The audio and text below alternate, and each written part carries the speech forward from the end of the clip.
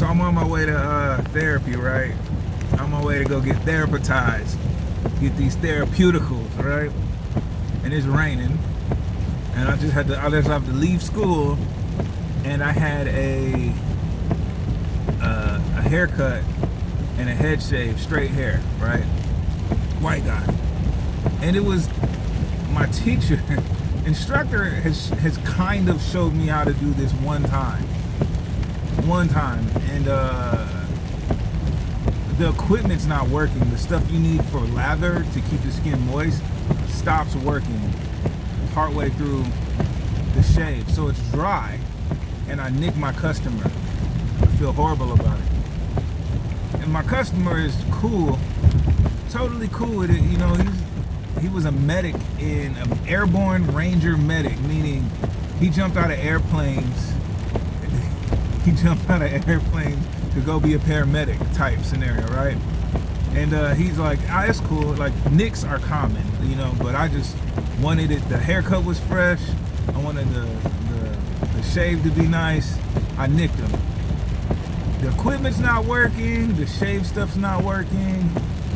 And it's depressing. And then on top of that, my instructor comes over, old crotchety person, and is like, this is wrong and that is wrong, and I told you to do this, and I told you to do that, and I'm like, no you didn't, and your equipment's not working. The foam I need to do this is just not working. I had to improvise because your stuff's not working. And she's like, the other one though, there's another one. I was like, that ain't working either. They both stopped working.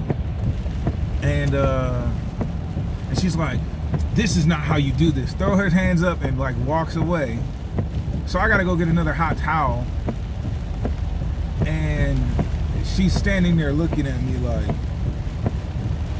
right? And all my other, in school, my other friends that know, that are trying to help me and she's not, are staring at me, like watching her like, bro, we told her this is not working because of this, this, and that, and somehow she's looking to blame it on you. And frustrating. And she's staring at me and everybody's there, and I go, Terry, why are you looking at me like I ate the puppies? Why are you looking at me like I got pregnant at 14? Like, you really looked at me like I peed my pants. And here's the thing.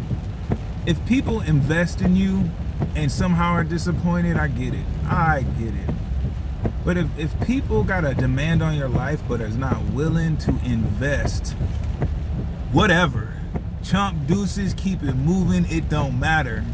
At the end of the day, I'm going to be what God called me to be, and I'm putting forth my best effort in light of what is and is not working. And so whether you was born in a ghetto, whether you was born in an igloo, whether you was born in a hut or a teepee, wherever you've been through, whatever the circumstances that brought you to the scenario, the only people that really get a legitimate voice is people that care about you and are willing to invest their time and their efforts and their energy.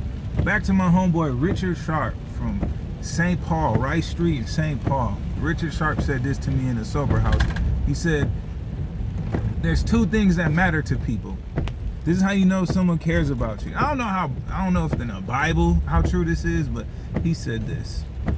People, if you could tell how someone values you by how they spend their time or how they spend their money. If they spend time encouraging you, building you up, giving you some guidance, you could tell they care about you. If they spend time, do you need this, you need that. I got a homeboy, Jesse, and I was homeless, and I was living in the RV, and him and his family brought me covers and food, right? Thank you, Jesse, I love you. But he would, and when I had to go to the hospital, he would come sit with me in the hospital. And then he would pray for me. Then we would go get food. And this is when I was down and out. Jesse Stewart, God bless you, right? There's people in your life that will come and love you and have your back. But other people, and not everyone has money and not everyone has time, but there's some way they can share their influence. So I just want to remind you of this.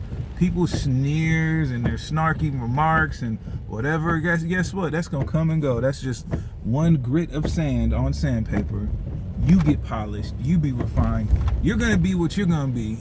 They're going to be worn out, old, and used up, okay?